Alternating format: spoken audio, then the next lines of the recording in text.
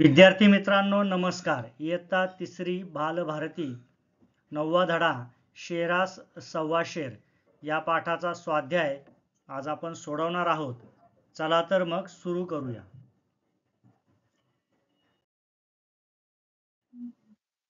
प्रश्न 1 आहे, एका वाक्यात उत्तरे लिहा. यातील अ प्रश्न आहे, नाना काका आनंदाने का डोलत होते? उत्तर आहे, वाऱ्यावरून बोलणारी शेती पाहून नाना काका आनंदाने डोलत होते.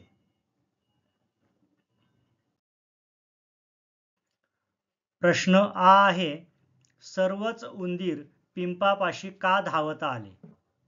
उत्तर आहे, तळलेल्या भज्यांचा खमंग वासाने सर्व उंदीर पिंपापाशी धावत आले. ई प्रश्न आहे, झाडाच्या आडोशाला कोण लपून बसले होते? उत्तर आहे, झाडाच्या आडोशाला नाना काका लपून बसले होते.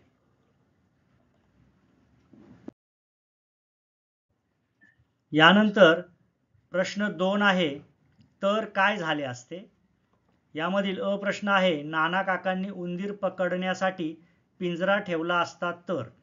आता नाना काकांनी जर उंदीर पकडण्यासाठी पिंजरा ठेवला असता तर काय झाले असते आपल्याला लिहायचं आहे. तर उत्तर पाहूया, उंदीर पिंजऱ्यात अडकले असते. यानंतर आ आहे, नाना काकांच्या शेतात साप असते तर. उत्तर आहे, सापांनी उंदीर खाल्ले असते.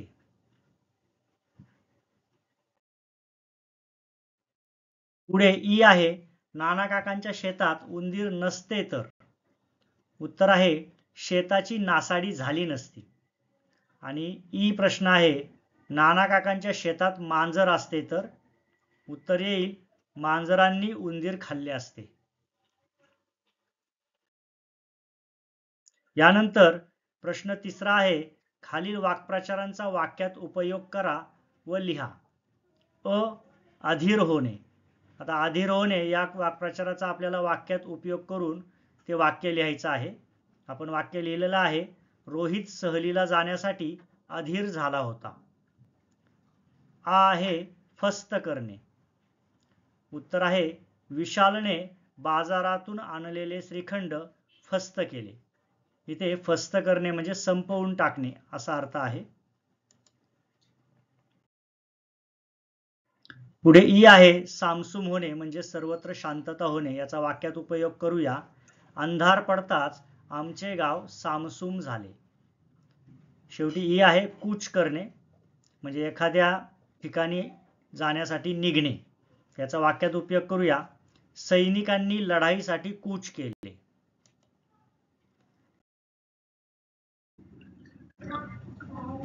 ऊ आहे, कपाळावर हात मारणे. याचा अर्थ होतो एखाद्या गोष्टीवर वैतागणे. याचा आपण वाक्यात उपयोग करूया. रमाने सांगितलेला बहाणा ऐकून आईने कपाळावर हात मारला. यानंतर युक्ती सफल होणे म्हणजे एखादी आपली जी युक्ती आहे ती जेव्हा यशस्वी होते तेव्हा युक्ती सफल होणे हा वाक्प्रचार वापरला जातो. याचा आपण वाक्यात उपयोग करूया.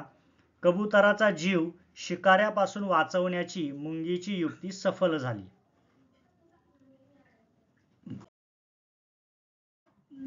प्रश्न 5 आहे, शेरास सव्वाशेर यासारख्या शब्दसमूहांना म्हणी म्हणतात. तुम्ही ऐकलेल्या वाचलेल्या अशा म्हणी सांगा. इथे शेरास सव्वाशेर हा एक शब्दसमूह आहे, याला आपण म्हण म्हणतो. तर अशा म्हणी आपल्याला इथे लिहायच्या आहेत. आपण 4 म्हणी इथे लिहिलेल्या आहेत. एक आहे, कामापुरता मामा. 2, अति तेथे माती. 3, दाम करी काम. आणि 4, आयत्या बिळात नागोबा. यानंतर प्रश्न 6 आहे, खालील शब्दात लपलेले शब्द शोधा व लिहा. इथे आपल्याला एक शब्द दिलेला आहे, त्यातील अक्षरे जोडून किंवा काही अक्षरे घेऊन आपल्याला आणखी अर्थपूर्ण शब्द बनवायचे आहेत. पहिला दिलेला आहे अ, नासाडी. आता याच्यामधील 2 अक्षरे घेऊन आपण साडी हा शब्द बनवू शकतो. त्याचप्रमाणे ना व डी ही 2 अक्षरे घेऊन नाडी हा एक शब्द आपण बनवू शकतो. पुढे कपाळावर हा शब्द दिलेला आहे. आता यातील वेगवेगळे शब्द संच घेऊन आपण वेगवेगळे अर्थपूर्ण शब्द बनवूया. यामधून कपाळ एक शब्द तयार होईल. त्यानंतर वर, कर, कळा, वळा, पाक व पाव असे शब्द तयार होतील.